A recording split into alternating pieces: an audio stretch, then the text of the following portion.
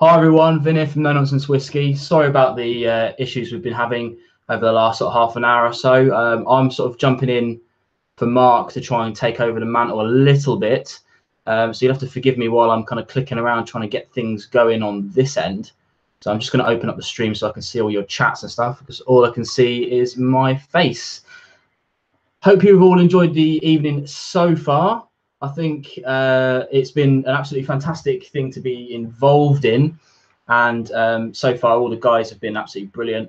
I caught the back end of kind of Roy's stream, and caught quite a lot of Jason's stream, and those guys, I don't think they've actually been in together yet. They Jason and Rob and Marty Mankey, they haven't done anything together, I don't think, but that was a really cool dynamic, the three of them jumping in together. But yeah, so really glad a few of you have managed to jump in already. 35 I can see, absolutely fantastic. Really glad you guys have stuck along. So I'm going to try and go with the original theme that Mark and I were talking about. For his perspective, it was going to be more about what the Department of Health and the FDA say about whiskey, but I'm going to kind of go from a UK perspective, because we all have different laws. America, every state have different laws. But in the UK, we obviously have alcohol control and guidelines and things like that, just like most places do. But before we get into that, because it's World Whiskey, I've got 3 whiskies in front of me. 1 I've covered before and 2 I haven't. So I'll just go through my my dram selection, and we can have a chat about what everyone's drinking and what everyone's been watching so far. So I'm going to go with the one I've covered first. You guys have heard me talk about this a lot.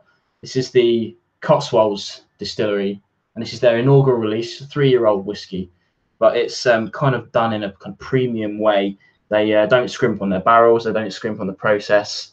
They've had a lot of directions from Dr. Jim Swan, and sorry, I just derailed because Tomar's given me $20. Thank you very much, dude. Sorry, yeah, Cotswolds, young whiskey, but I think brilliant, and they're actually just down the road from me as well. Continuing the kind of world theme, I've got a bourbon with me, Woodford Reserve. Not to cover this one yet, but I will do. You can see I'm enjoying it. In fact, that's what I've got in my glass right now. Cheers, everybody. And finally, I've got Cheetah, Japanese single grain. And this is a bit of a strange one, because I got this really quite cheap in an airport for like 30 quid. 30 UK pounds, so that's a cheap dram. I'm enjoying that, actually. A lot of people give grain a bad rap, but I think it's pretty good. So I'm going to give a few people a shout out, because there's lots of people coming in. I'm going to go from the top, if you don't mind. So Connor Strang, thanks for coming in, dude. Malt fan, Tom R, of course, thanks for the super chat. I think Akavite's just given us a super chat as well. Thank you very much. Super chat's not necessary, but always welcome. If you want your comment highlighted in any way, shape, or form, then super chat's obviously the way to do it. But it's always great to see stuff like that. Jason Coates saying this image makes me thirsty. Me too, pal. You want to see around the floor here? I've got bottles just literally everywhere. I try to keep it out of shot because it makes the set look dirty, but I've got just stuff everywhere. Yeah, Malt Chronicle says, poor Mark. Sure, I haven't actually heard from Mark yet, so I've given him an invite to this particular chat, so hopefully he'll pick it up and maybe he'll join us in the next 25 or so minutes. But if not, not a problem. I will do my best to keep you guys entertained as a solo flight, which is not something I do a lot. I usually have someone I'm chatting with. Telex Whiskey Tech says, oh yeah, thanks, dude. Whiskey Jason is in the house. Dwayne Large, thank you very much for joining. Nigel Slynn is in. George Kaplan, McAllen Fine and Rare is in. Malted Man Cave is in. V-Rich or Vrich 3733 is in. Andy R. Baggy, yeah. Pascal Burgers. Telesta is in. Dram Dude is in. Whiskey Wolf, formerly known as Ebhead, is in. Lots of people are in. I'm just going to scroll down because I'm seeing someone else buzz in, and that's Malted Man Cave. He says, love your channel, buddy. Way to save the day. I'm not sure about saving the day. We'll see. We'll see. Just going to check my DMs just in case he's coming. Whisky Bloke is... in fact, if you bear with me, I'm going to talk while I'm tweeting Whisky Bloke. I'm going to just send him a link to the Hangouts, and we'll get him in. There you go, Whisky Bloke. If you're watching, please check your DMs on Twitter and join the Hangout, and I will get you into this chat as soon as you can do that.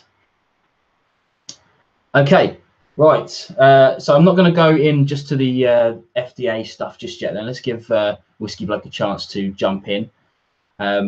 Let's talk about the drams we were talking about. So I remember who said it. Someone said it was nice juice. I think it was Whiskey Jason said nice juice. Which one were you talking about? Just generally all three of them probably. But let's talk about this grain. I've been doing a lot of grain on the channel recently. I think that grain gets a bit of a bad rap because of stuff like Hate Club and things like that. You know, really cheap and easy to make. You can make it continuously. There's, in my opinion, it's kind of more neutral than other kinds of distilled spirits because it goes through this kind of column still. It's a really kind of abrasive way of doing things, but the best thing about it is that you can siphon off any particular ABV you like, and it goes all the way up to like 96%. And in fact, 96% is the maximum that you can achieve by distillation of any kind. If you do something after that, you need to use like molecular sieves or things like that. Bringing a bit of ethanol knowledge from work right there. So this is a grain. It's usually mixed in with the other stuff from Suntory Whiskey to produce their blends. Oh, here we go. I think we have Whisky Bloke in the house. Say hello, my friend. Hey, how's it going? Can you hear me okay? Yeah, I can hear you. Hopefully everyone else can as well. Thanks for joining me. This is actually one of our first proper live interactions. I think we've spoke a little bit on comments and stuff like that, but I'm glad to have you in on this little stream with me. Yeah, privileged to be here. Thank you. No problem at all. I'm just going to pop out the chat so I can see it and see you at the same time. I don't know if you can do that at your end as well. Probably not. But there we go. I can now see you and the chat at the same time. Right. So for anyone who doesn't know, this is Whisky Bloke. He's a relatively new channel. Probably about a month or so ago you started. Is that right? Yeah, about that. Yeah, but you are kicking out the content, aren't you? It's like a couple, maybe a day, or you're doing quite a lot of stuff at the moment. Yeah, I'm trying to play catch up, I believe. And why not? Indeed, I think one of the best things you can do is to get yourself that back catalogue first, because it's kind of really, well, you're finding out, I think it's kind of hard to get the ball rolling at the moment in YouTube. Yeah, it can be. It's something I've always wanted to do. Well, I say always, since I was legal drinking age, and yeah, just never really got round to doing it. And so now I'm like, no, enough excuses. I like to talk, and some people say I talk too much. And for people that say I talk too much, I think they should bring that problem to me, and we should talk about it. Yeah, definitely. And I think that's the best thing about starting a YouTube channel is that now when you're filming your videos, you don't need anybody to talk to anymore, because you can just talk to yourself for 20 minutes and put it up on YouTube and people like it. That's it. Definitely. One thing I was going to say to you, I mean, I think you've covered this and a few other people, but with the amount of stuff you're churning out, are you any danger of running out anytime soon, or have you got quite a lot of stuff to cover? Well, my personal collection, which I've looked after for a bit, I've got over 200 single malts. Wow. So, and I've got some that I've bought as investments, like some of the Lagavulin Jazz bottlings. I always buy a couple of them each year. Some of the distillery exclusives. So when I went to Ard, I'm actually drinking Ardbeg at the moment. A nice one. I reckon it's I'm familiar with quite a few, but when I went to the distillery, I managed to get what appeared to be the last. I think it's Kill Dolphin, and so yeah, that kind of one I probably won't review. I'm holding on to that for you know, for the day when it becomes quite desirable. But in terms of the whiskies I work through, I have friends over. We have a couple, and yeah, I don't think I'll run out. And if I do start to run out, I have to buy some more. Yeah, absolutely. I'm the same. I don't have quite as many bottles as you, but I have a bit of a kind of 1 in 1 out system that I've got agreed with the wife at the moment. I've definitely abused that, and I'm well over what I should be, but I'm trying to drink some at the moment. But it's kind of difficult, and that kind of leads me neatly into the point of this particular segment, which was kind of government guidelines versus what we actually drink. In the UK, we're kind of told to drink something like 10 to 14 units a week. I've always, yeah, 14 a week. 14 a week. You got to get close to 14. Try and space out over as many days as you can, and so forth. Yeah, because I mean that equates to what, 2 drams a day for the week, doesn't it? Because 1 dram is a unit in the UK. Yeah. I mean, obviously, I don't think we all pour it.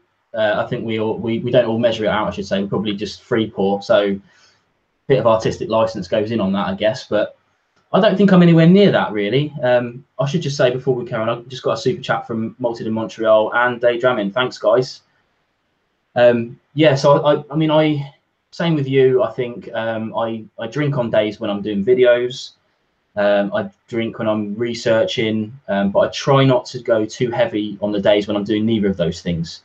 So there's definitely weeks when I breach that kind of 14 rule, but I try not to in a week. I don't know how your habits fit in with that.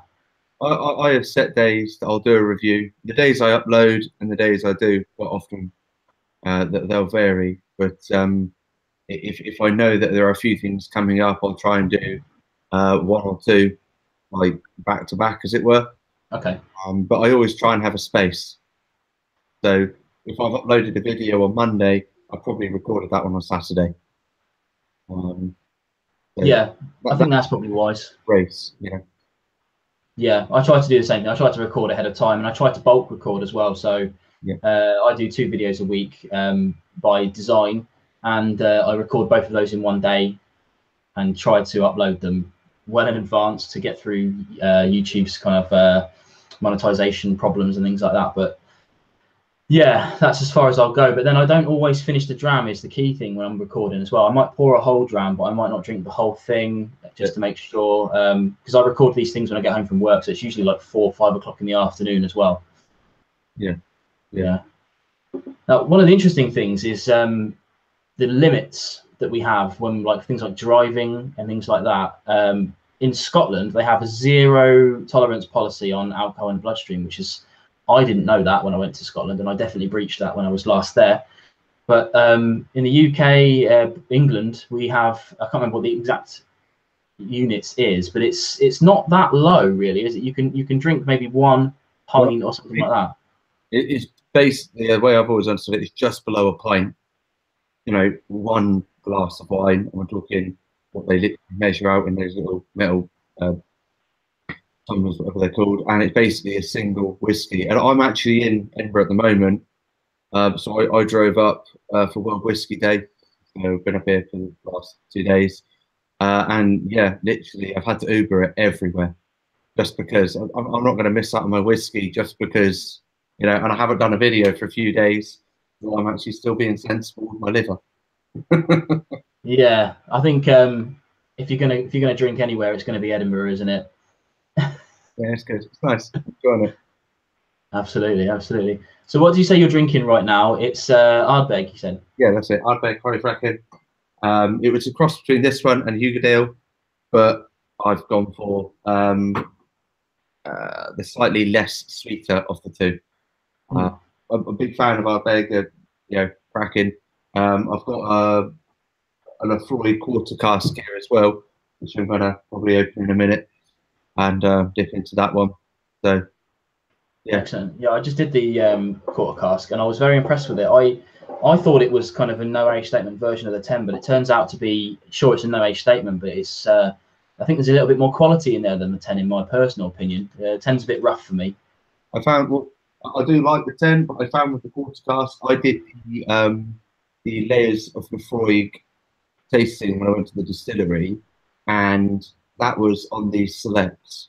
So you go through what the marriages of the whiskies were that go into select and whatnot, and then I managed to get a tasting of the quarter cask, and I found the flavours when it was just really good, really enjoyable. No effort whatsoever to find what I wanted to find. Yeah, absolutely. I did have some World whiskies that I had on my shelf, but since you've got some peat out, I decided to do the same, because I've only just really been getting into peat. So I've just picked up this from the floor, my Elements of Isla Peat Foolproof. We were going to think about doing this on the water live stream I did this week with Roy, but we ended up only having time to do 2. But this is an absolute monster, 59.3%. Right. and probably quite young as well, because that bottle only cost me £32. So it's cheap. It's cheap whiskey.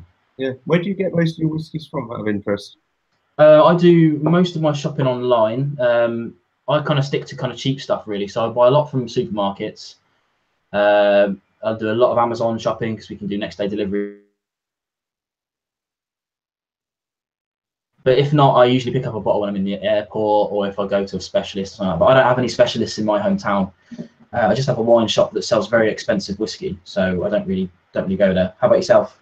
Well, there's nothing local to where I live. You know, every now and then, if you're lucky, you go into Waitrose and they've got a couple of, I don't know, Japanese whiskies there. So yeah, most of mine would be from either one of the whiskey sites or Amazon. Okay, okay. Do you have a membership of any kind of groups on Facebook or anything like that? Because I'm a member of the British Bourbon Society, and they post a lot of links of cheap bourbon. So anything that they like, they go, "Oh, this is cheap," and that costs me a lot of money sometimes, but it's a great way of getting cheaper stuff. Yeah, I'll have to look at that. Well, I do quite like not spending for a while and then going to the distillery. I'm gradually scratching them all off my distillery mat. And basically, when I go to the different distilleries, I will literally say, "Have you got anything here that is exclusive? Something that maybe the master distiller would sign," and then I'll bulk buy while I'm there, because quite often distilleries are quite well priced. Excellent. Yeah, I'm a bit distillery naive, I have to say. We've talked about this a lot on various live streams and things like that, but I don't travel very well, so most of my knowledge is self-taught. I've only been to a handful of kind of newer distilleries, so I haven't actually been to any of the really good ones in Scotland. It's something I'm keen to change, but as you know, it's not cheap to get yourself around Scotland. Well, it depends how you want to go about doing it. I think towards the end of last year, I hired a motorhome. I used Just Go. I found them quite competitive in price. A bit of a road trip, but it was very enjoyable because you could stop anywhere while camping in Scotland. All good. And just picked a few distilleries that I really wanted to do. So Open Dawson, for instance, found that a fascinating one. Grabbed a few while I was there. The Dalmore, just to give you an idea of the difference in price. It's not always the case, but when I was at the Dalmore, bear in mind they've got their different expressions that they have. The King Alex, for instance, feel free to Google what you find it for, but the prices vary. I got it for £140 at the Dalmore distillery, and most places I found it are 155, 160, sometimes more.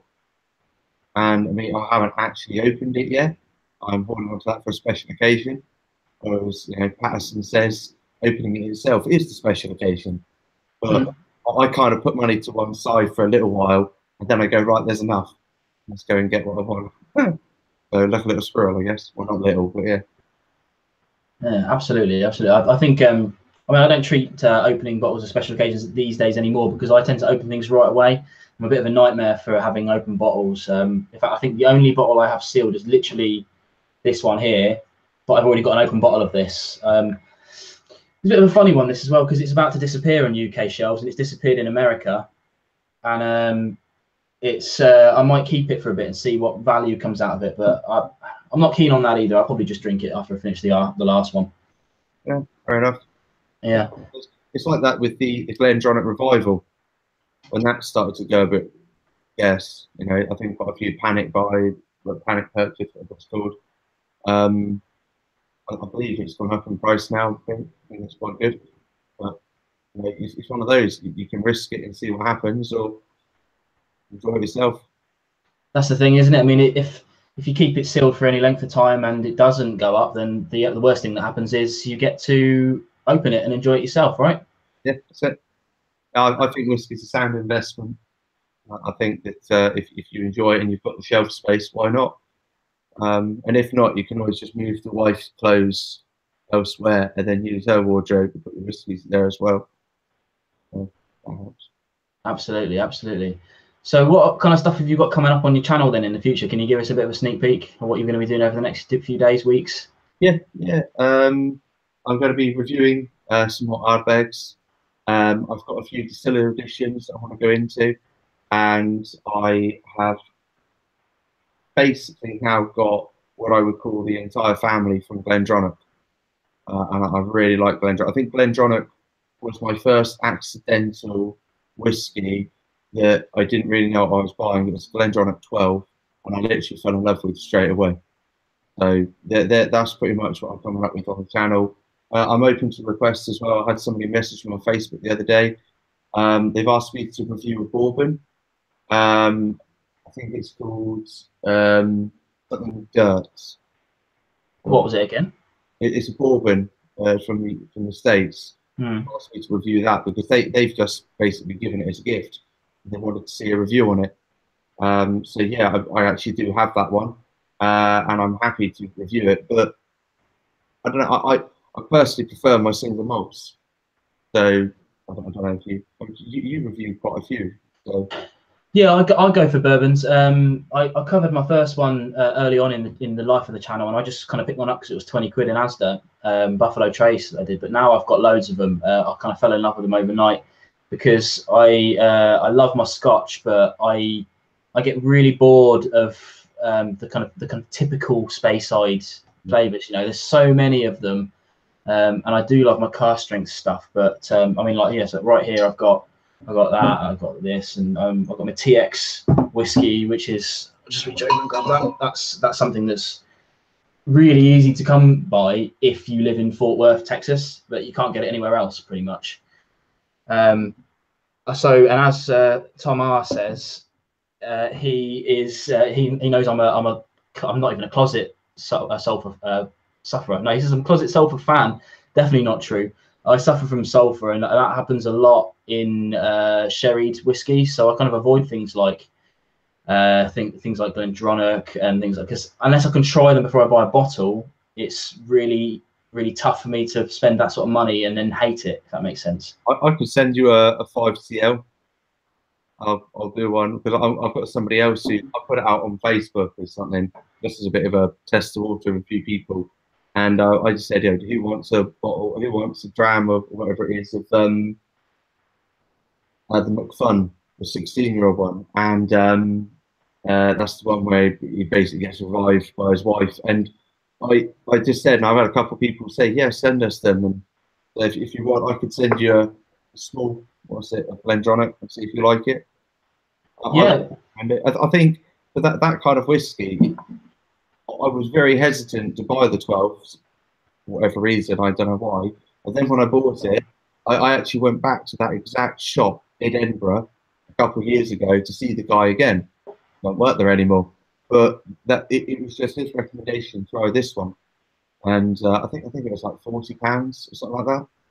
So, but for a 12-year-old, it's really enjoyable. Yeah, definitely, and definitely we'll have to exchange lists and see if we've got some stuff that I haven't got. Oh, Mark's here. Mark's sideways. Oh, Mark, how do you do that, mate? Say something, Mark, so people can see you. All right, hi everybody. Hey, how's it going? Sorry about the issues we had earlier. Yeah, you've been stressing out for the last few minutes, have you? Is my audio all right? Yeah, your audio is coming through. Okay, that's great. I hope there's no echo. I've totally messed up everything I wanted to do. Max, I'm glad you're here. Oh, thanks for taking over, man. Oh my God, I've got my MacBook Pro that died, and then the crappy laptop. I tried to get that working, and it crashed. Finally restarted it. Anyway. I've got 5 minutes to join you in class or something. What should I have? I think I need something strong. Yeah. I think we should definitely give a good shout out to you there, Mark. Because I mean, what time is it there in the morning for you now? Like 7:30 a.m., something like that. Well, yeah, it's right. It's about 7:30, and I got up at 5. Tried to get that all ready, and came down to the wire, and I failed. And well, what can we learn from failure? That I need to upgrade my tech. I need a better. I guess I'll try to find. I think I may try to find a used MacBook Pro, just to use it for a little while before I can get myself a cracking It's a brand spanking new one. Absolutely, yeah. I mean, I run everything off my second-hand thing, and it's like a 2011 MacBook Pro. It's pretty ace. But yeah, it's definitely worth doing. Am I the right aspect now? Yeah, you are the right aspect and the correct orientation. Super. Cheers. I'll give that as well, a little tappy tap. Right. Max, how are you? I'm good, Mark. I'm good. I'm all the better for seeing you, obviously. And yeah, it's great to have you. It was a bit of a panic. Everyone was asking where you were, and I wanted to join in and stick up for you, but they weren't being nasty, so it's all good. Well, that's great. I hope you've told everybody about your channel. I've just enjoyed I guess if Vin has about 70 people watching now, hopefully that means 70 new subscribers for your channel. That'd be amazing. That would be.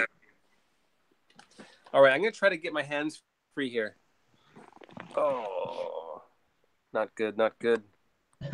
Yeah, Mark, people are asking for you to comment so that that you can see, they can see your link. And same for you, Max. If you've got access to the comments on this, if you can comment on the things that people can link to your channel, that would be marvelous. I'm having trouble doing everything on this one screen. Well, I'm going to join. Yeah, I'll join in. And I think, I mean, are we going to go over time? We won't be able to because we're going to hand straight over to Roy again. I think I'm going to have a link from him at some point, but I'm sure everyone who's watching this is subbed to Roy. But he's going to be taking over in 3 minutes. But us three will stay on a little chat for 2 seconds and have a word after. All right, I'm in the chat. Here we go.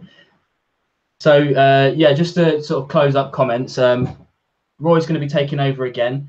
Unfortunately, I don't have any more information than that because I kind of rushed into starting up a video, so I'm not sure exactly who he's got or what's going to be going in. But there you go. Roy's put in the link there, so feel free to head over now or when the stream's ended or whenever you want. A few people are saying that they're subscribing to both your channels, which is awesome. One of the best things I like about the kind of hashtag WhiskyTube thing that we've got going is that although technically we're in competition, we're all joined together and we're all raising to get up together. We're all on the same curve, which hopefully is like this rather than a kind of nice thing. So although some of us are at different stages in that curve, we're all growing together and we're all doing these things together. And I love that. Even though Mark right now is in South Korea, we've got guys in America, we've got guys in Germany, we're just on. It's absolutely fantastic worldwide community. All right, well, we're going to have to wrap that up then. So glad I joined in for a minute or two. You did a great job, Vin. I really appreciate that. I apologize for the screw up. Same with you, Max. I invited you, and then I failed to commit to the. Well, I committed with my body and mind, but I failed tech wise. Anyway, sorry, gents. All right, Vin, you should wrap things up here then. No problem at all, Mark. I think if anything, everyone's forgiving of how difficult live streaming is. It really isn't just as easy as press button, go and go, as Mark unfortunately has found out recently. But that's all part of the learning curve, I think. Yeah, and now you'll be a pro at it, and you'll be live streaming all the time, I imagine. I sure will. Thanks very much to Mark for dropping in, and of course to Max, aka Whisky Bloke, for kind of picking up this sort of last half an hour. Make sure you guys all head over to Akvite's link. He did post it in the chat just now. If not, head over to his channel for the next part of this amazing kind of lineup that we've got going through. If you're in the UK, this is going to be going through all the way until breakfast tomorrow. So I'll be waking up and catching the end of Food Queeg. But if you're in the US, then you're going to be winning because you've got this going all night. Next slot's just gone on.